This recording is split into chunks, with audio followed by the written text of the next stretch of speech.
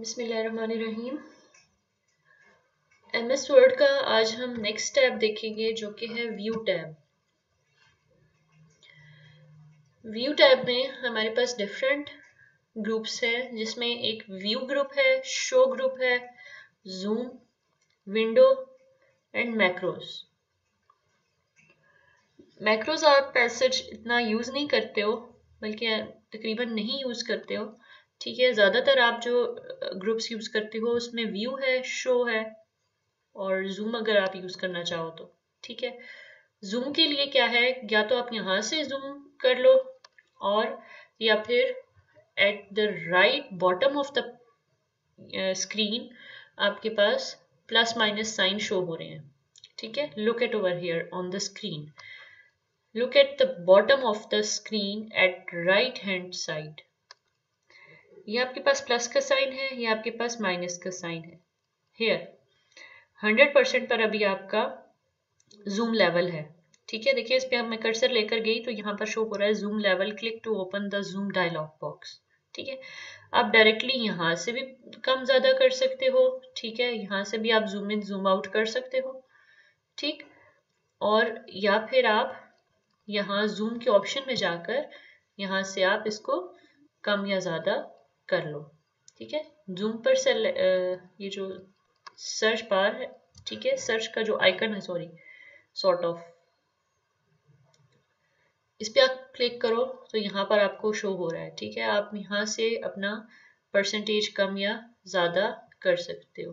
ठीक है, तो ये चीज़ ज़्यादा डिफ़िकल्ट है, तो इससे बेहतर मतलब डिफ़िकल्ट तो नहीं है, ये चीज़ ज़्यादा फिजिबल नहीं है, इसलिए आप इससे बेहतर है कि डायरेक्टली बॉटम पे पेज के आपके शो हो रहा होता है जूम का, तो वहाँ से आप कम या ज़्यादा कर लो। ठीक है, प्लस साइड पर ज़्यादा होगा, जूम इन होगा, और माइनस नेगेटिव साइड पर जूम आउट होगा।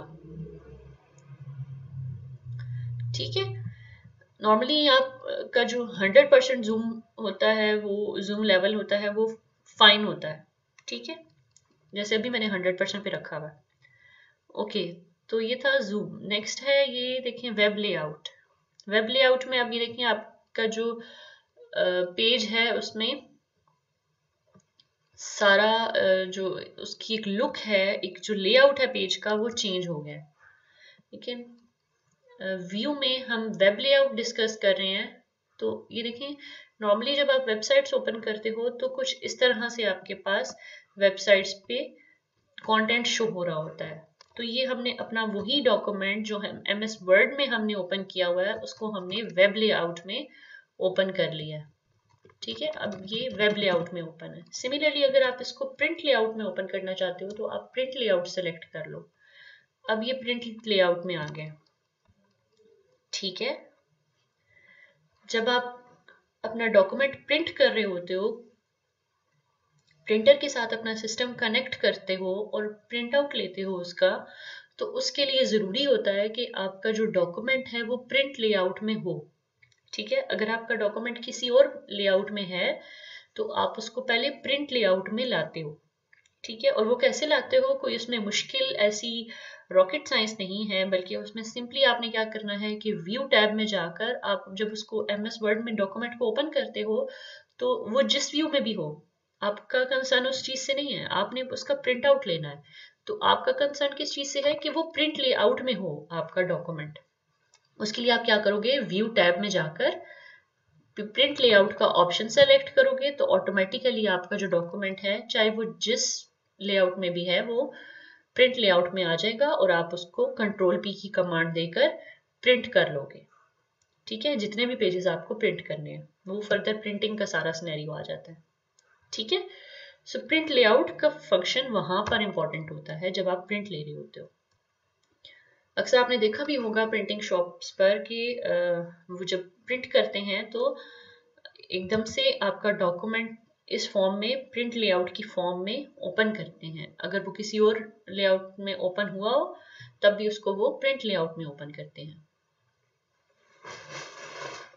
Next is your read mode. अब देखिए आपका मैंने रीड मोड सेलेक्ट किया तो ये डॉक्यूमेंट रीड मोड में आ गया है।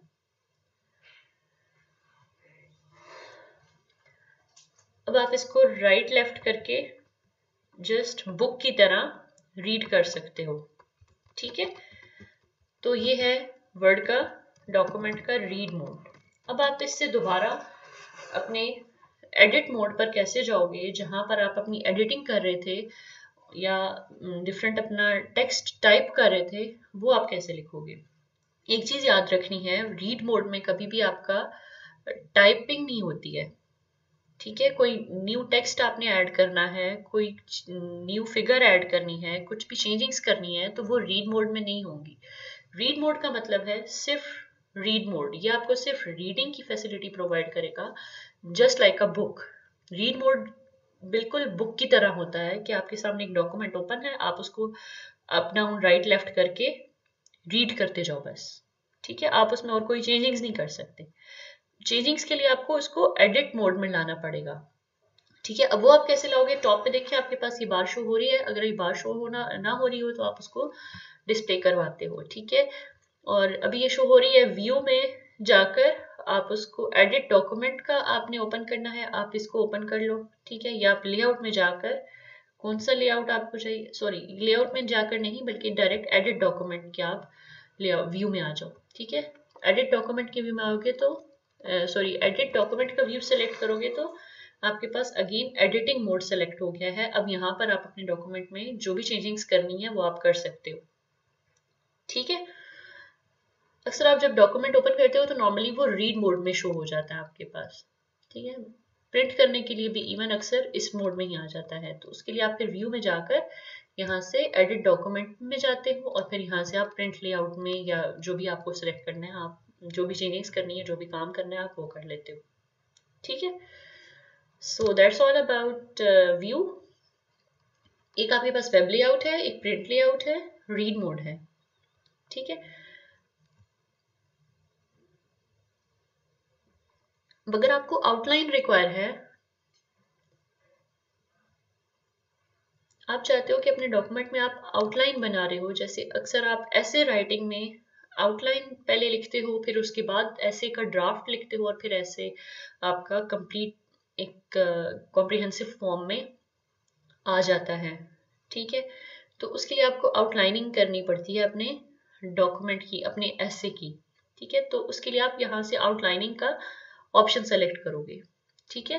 तो आप क्या कर सकते हो, अपने डॉक्यूमेंट की आउटलाइनिंग क्रिएट कर सकते हो, आउटलाइन क्रिएट कर सकते हो, ठीक है। अभी फिलहाल हमें ये नहीं रिक्वायर, हम इसको क्लोज कर देते हैं।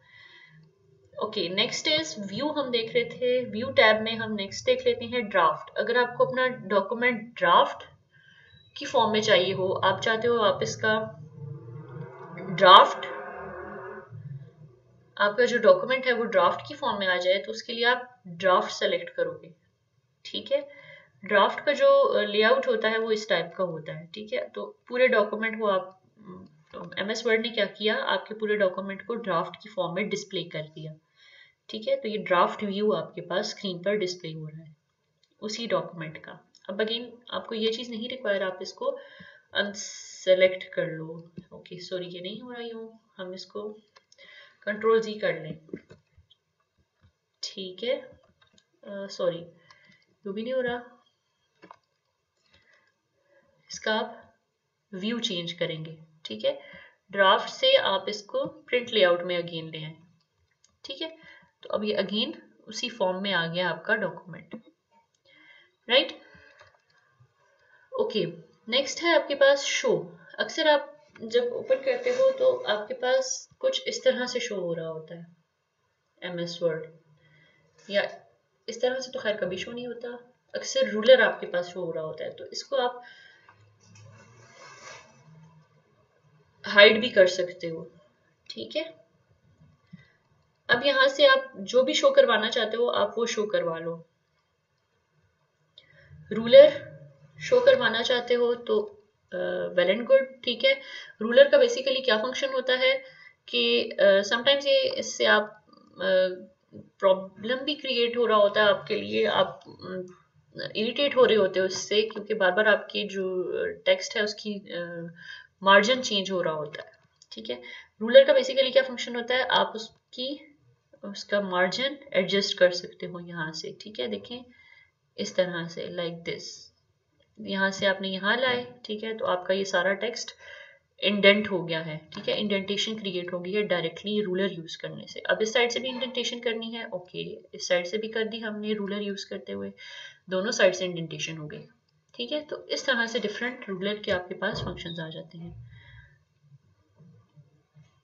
कि आप नॉर्मली अपन बाकी तरह से अगर आपने इंडेंटेशन वगैरह क्रिएट नहीं करनी, मार्जिन कम या ज़्यादा नहीं करना, तो आप रूलर यूज़ करके इसको सेलेक्ट करके चेक बॉक्स को डायरेक्टली आप यहाँ से रूलर से कम या ज़्यादा कर सकते हो मार्जिन की विड्थ, ठीक है। इंडेंटेशन क्रिएट करनी है तो वो भी आप रूलर के थ्रू कर सकते हो, ठीक है।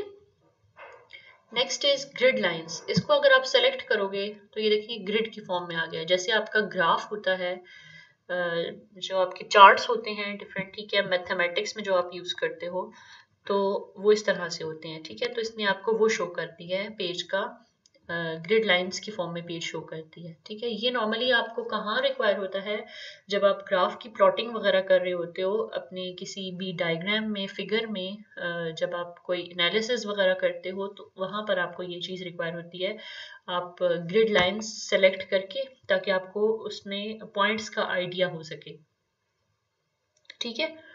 ग्राफ प्लॉट करते हुए सारे पॉइंट्स का एग्जैक्टली आपको आइडिया हो सके, आप उसके लिए फिर ये ग्रिड लाइन सेलेक्ट करके तो ग्राफ बनाते हो, सारा काम करते हो, ठीक है। So that's all about show and view. Navigation pane हम नेक्स्ट में देख लेंगे इंशाल्लाह, नेक्स्ट वीडियो में, बल्कि नेविगेशन पेन भी इसी वीडियो में देख लेते हैं, ठीक है। नेक्स्ट इज, अब इसको हम डीसेलेक्ट अनसेलेक्ट कर लेते हैं, ठीक है, रूलर को भी अनसेलेक्ट कर लेते हैं, ठीक है। अब हम नेक्स्ट ऑप्शन देख लेते हैं नेविगेशन पेन का। This is your most important option, navigation pane. Navigation pane में क्या है कि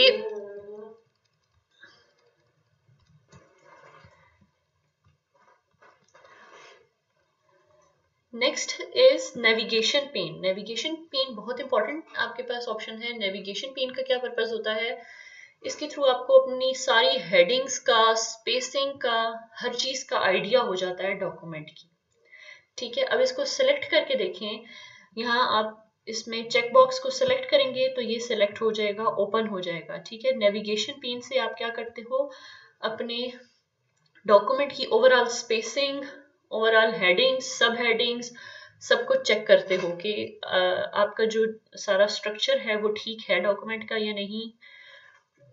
और सेकेंडली, आप स्पेसिंग अगर बहुत ज़्यादा कहीं पर हो तो वो आप डायरेक्टली यहाँ से रिमूव कर सकते हो, ठीक है। जैसे फॉर एग्जांपल मैं यहाँ स्पेसिंग दे देती हूँ बहुत ज़्यादा, तो अब देखें ये मुझे डॉक्यूमेंट अभी ये सेव हो रहा है।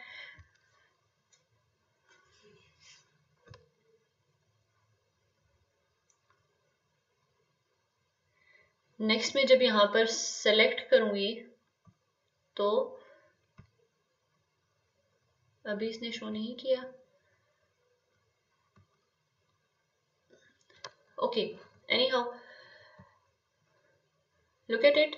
यहाँ पर देखिए नेविगेशन के थ्रू आप डायरेक्टली सर्च कर सकते हो अपने डॉक्यूमेंट का कोई भी वर्ड, कोई भी हेडिंग, कोई भी चीज, ठीक है।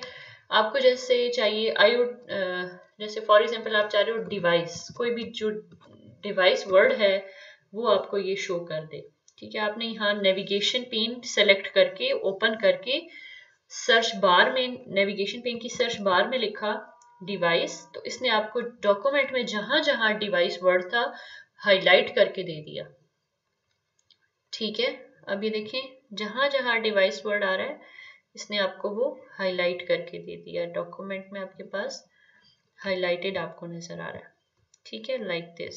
देखें यहाँ भी हाईलाइटेड है, यहाँ भी जहां जहां डिवाइस वर्ड है वो इसने हाईलाइट करके आपको दे दिया कि आपको डिवाइस वर्ड चाहिए था और वो यहाँ पर पड़ा है डॉक्यूमेंट में। आपको जहां भी अब इसके साथ जो भी फर्दर आपको फंक्शनैलिटीज परफॉर्म करनी है, चेंजिंग करनी है या जो भी, तो वो आप कर लो, ठीक है।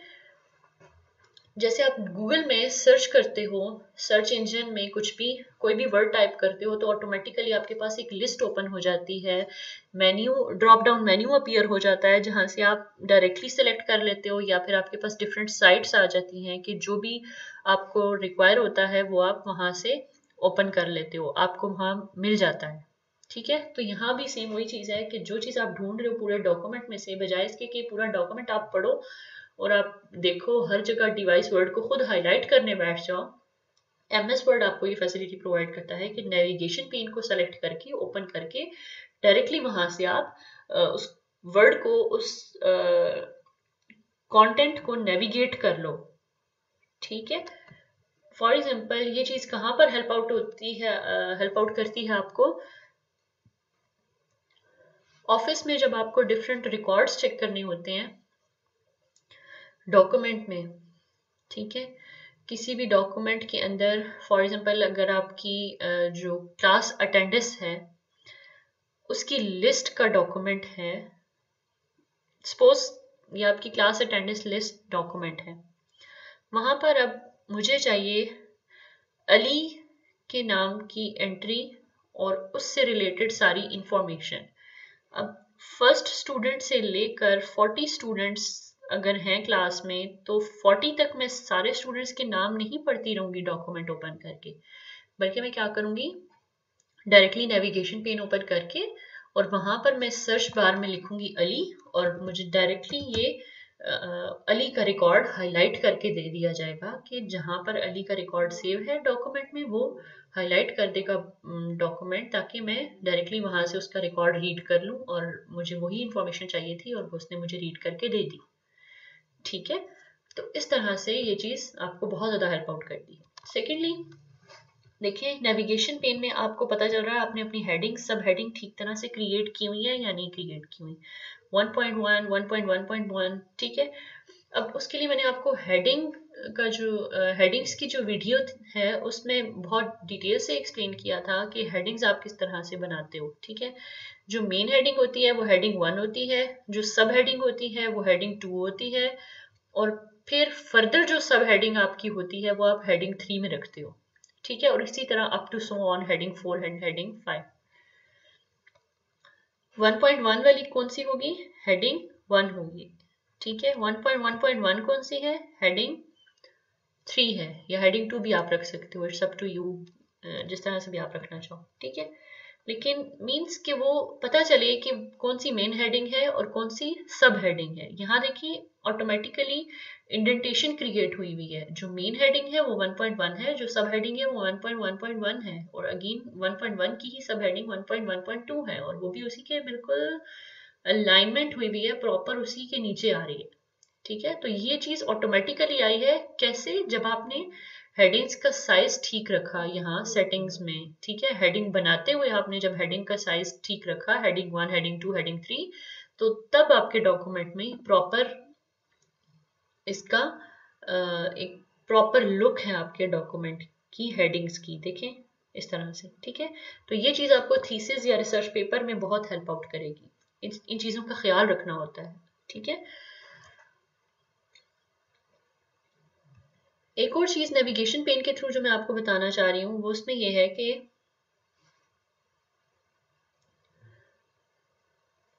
अगर आपकी कहीं डॉक्यूमेंट में स्पेसिंग है बहुत ज्यादा, और वो नॉर्मली आपको नहीं पता चल रहा कि कहाँ ज्यादा स्पेसिंग है, एक्स्ट्रा स्पेसिंग कहाँ पर है, अक्सर आपको कहा जाता है थीसिस में आपकी बहुत ज्यादा यहाँ स्पेस एक्स्ट्रा है, इसे रिमूव करें।